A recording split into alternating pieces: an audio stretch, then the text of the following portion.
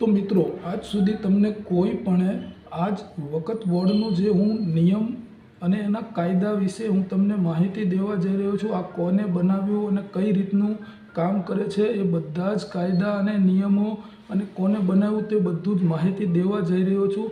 કારણ કે આ આપણા સનાતન ધર્મની વિરુદ્ધનું કામ છે, આપણા હિન્દુ સમાજની વિરુદ્ધનું કામ છે.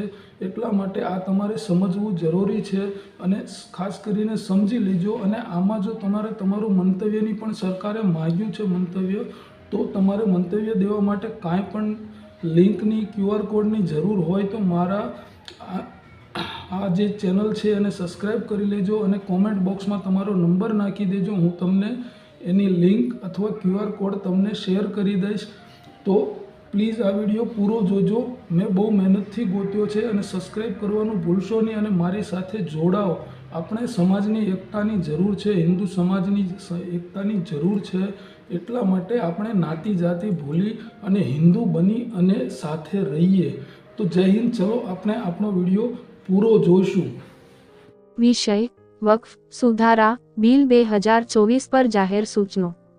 તાજેતરમાં સમગ્ર રાષ્ટ્ર એક આઘાતજનક સમાચારથી જાગી ગયું હતું કે તમિલનાડુના તિરુચેન્દુરાઈમાં એક સંપૂર્ણ હિન્દુ ગામ, જેમાં 1500 વર્ષથી વધુ જૂનું હિન્દુ મંદિર શામેલ છે, તેને વક્ફ મિલકત તરીકે જાહેર કરવામાં આવ્યું છે. આનાથી હિન્દુઓ મૂંઝવણમાં મુકાઈ ગયા કે 10મી સદીમાં આ ભૂમિ પર આવેલો ધર્મ કેવી રીતે જમીન પર દાવો કરી શકે છે, અને એક મંદિર કે જે તે ધર્મથી પણ પહેલાંનું છે. આ કપટ માટે વક્ફ એક્ટ જવાબદાર છે. અમે તમારું ધ્યાન વક્ફ એક્ટના કઠોર પાસાઓ તરફ દોરવા માંગીએ છીએ. વક્ફ એ આસ્તિક દ્વારા ધાર્મિક અથવા સખાવતી હેતુઓ માટે ટ્રસ્ટ દ્વારા રાખવામાં આવેલી મિલકત છે. વક્ફ શબ્દના વાસ્તવિક અર્થમાં જઈએ તો મિલકત અલ્લાહની સેવામાં રોકી દેવામાં આવે છે.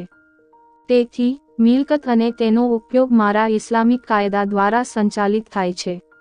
જો કે વક્ફ કાયદો એ પણ આદેશ આપે છે કે સરકાર દર 10 વર્ષે વકફની તમામ મિલકતોનું સર્વેક્ષણ હાથ ધરે. સર્વેક્ષણ માટે કોણ ચૂકવણી કરે છે? કરદાતા. કરદાતા, જે બહુમતી સમુદાય છે, એ આ માટે શા માટે ચૂકવણી કરવી જોઈએ? વક્ફ અધિનિયમમાં કડક જોગવાઈ છે, જેમાં વક્ફ બોર્ડ જમીન ધરાવનાર રહેતા વ્યક્તિની કોઈપણ માહિતી વિના કોઈપણ મિલકતનો કબજો લઈ શકે છે, જે તિરુચેન્દુરાઈમાં બન્યું છે. પીડિત વ્યક્તિ માટે વક્ફ ટ્રિબ્યુનલનો સંપર્ક કરવાનો એકમાત્ર ઉપાય છે. વક્ફ ટ્રિબ્યુનલ અધિનિયમની કલમ 83 મુજબ શરિયા કાયદા દ્વારા સંચાલિત છે. કેવી રીતે બિન મુસ્લિમને મુક્તિ મેળવવા માટે ઇસ્લામિક કાયદા દ્વારા સંચાલિત ટ્રિબ્યુનલનો સંપર્ક કરવાની ફરજ પાડી શકાય? કલમ 85 વધુ ખરાબ છે. સિવિલ કોર્ટને આવા વિવાદો પર કોઈ અધિકારક્ષેત્ર નથી. એ નોંધવું યોગ્ય છે કે અન્ય કોઈ લઘુમતી, શીખ, જૈન, પારસી બંધ થતો કૌંસ ને આવી સંપૂર્ણ સત્તા આપવામાં આવી નથી. વક્ફ અધિનિયમ મર્યાદાઓના કાનૂનને આધીન નથી, જે 1963ના મર્યાદા કાયદાનું ઉલ્લંઘન કરે છે. તેથી એક દંડ દિવસ કોઈપણ વક્ફ બોર્ડ કોઈપણ મિલકત પર દાવો કરી શકે છે. આ આપણને આપના અંતિમ મુદ્દા પર લાવે છે. આ કાયદો વક્ફ બોર્ડને કોઈપણ મિલકત પર દાવો કરવા માટે સંપૂર્ણ સત્તા આપે છે. તેથી જ આજે વક્ફ મિલકતો સમગ્ર દેશમાં આશરે 6 લાખ એકર વિસ્તારને આવરી લેવાનો અંદાજ છે. અને ત્રીજા સૌથી મોટા જમીન માલિક. આ રાષ્ટ્રના સંસાધનોના છુપા ટેકઓવર સિવાય બીજું કંઈ નથી. કમનસીબે આપના પોતાના કાયદા દ્વારા સુરક્ષિત છે. માનનીય PM શ્રી નરેન્દ્ર મોદીજીએ તાજેતરમાં કહ્યું હતું કે આપણે સંસ્થાનવાદી માનસિકતામાંથી છુટકારો મેળવવો પડશે. આ સંસ્થાનવાદી માનસિકતા માત્ર અંગ્રેજો પૂરતી મર્યાદિત નથી. જ્યાં સુધી આ મુઘલ યુગનો અધિનિયમ અસ્તિત્વમાં છે, ત્યાં સુધી આપણે સંસ્થાનવાદી માનસિકતાને દૂર કરી શકીશું નહીં. આ નીચેના 2 ઉદાહરણો પરથી સ્પષ્ટ થાય છે. પૂર્વ PM મનમોહન સિંહે કહ્યું હતું કે ભારતના સંસાધનો પર લઘુમતીઓ, મુસ્લિમો વાંચો નો પ્રથમ અધિકાર છે. INCએ આ નિવેદનને હૃદય પર લીધું અને દિલ્હીમાં 123 મુખ્ય મિલકતો વક્ફ બોર્ડને ટ્રાન્સફર કરી. આ દેશના બિનસાંપ્રદાયિક ઓળખાણની વિરુદ્ધ છે.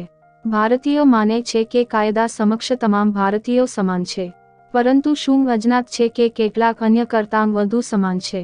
વક્ફ એક્ટની જોગવાઈઓ અને ઉપયોગથી આ એકદમ સ્પષ્ટ છે. અમે સમાનતા માંગીએ છીએ. અમે ન્યાય માંગીએ છીએ તેવી અમારી માંગ છે.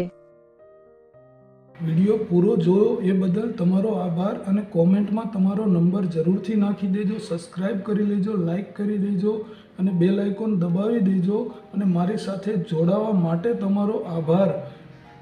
આપણે આપણા બધા જ સમાજની એકતા જોઈએ છીએ.